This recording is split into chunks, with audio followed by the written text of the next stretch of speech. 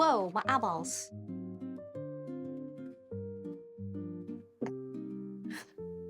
Are you having a fit? I just got some good pictures. This is what my dog has been doing while I'm recording this. She's upside down and flailing around. Tell me that is not the face of crazy. You know, those filters don't look any good, and they're just gonna bother your audience. Well, I like them, and my viewers are very nice and smart people, so it won't bother them. Hopefully. Enjoy the show. Oh, you have a ring light in your glasses. That's not distracting.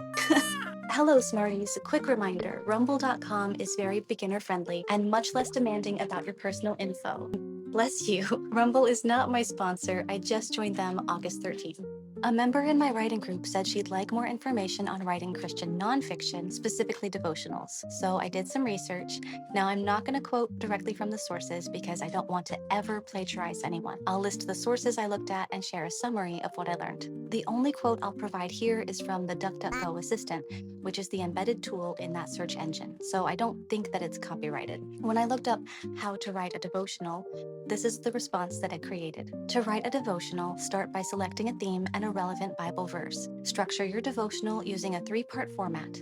Present the scripture, share an illustration or a personal story, and conclude with a takeaway or application for the reader. That's basically what the other 3 sources taught me as well, so if you feel educated enough by that quote, then by all means, go for it.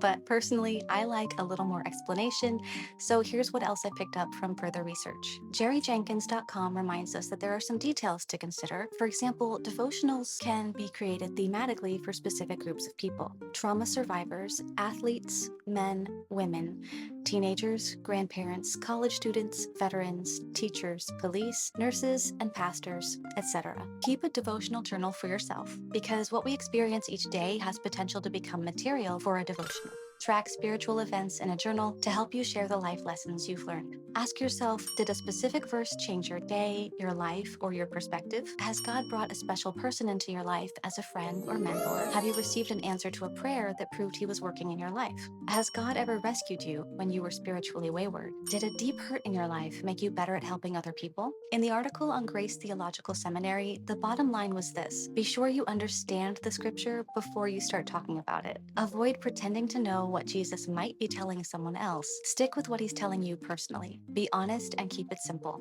Study the context of the verses that you want to quote. What was happening when this chapter was written?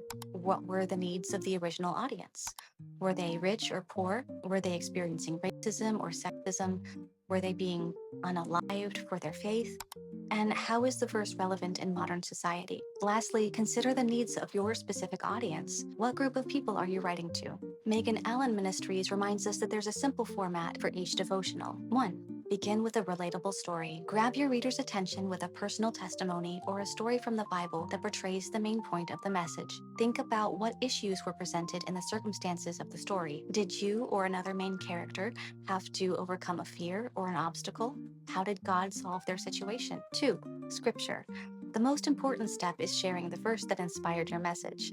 Of course, you will need to have permission from the copyright holder to quote from different translations of the Bible. 3. Motivation. After you quote the scripture, offer encouragement. How does the daily verse inspire you? Consider how that verse specifically keeps you strong during difficult times. 4. Real-life application and prayer. Leave your readers with a question for self-examination or a call to action. And finally, provide a prayer of gratitude that ties into the message. I hope this quick tutorial can be instrumental in encouraging you and helping you create whatever you feel led to work on. All of my resources are listed in my description box. As we all know, compassion is love plus action. For more info about writing and publishing, check out the Drunken Fish Writers Group podcast. Thanks so much for watching and have a great day.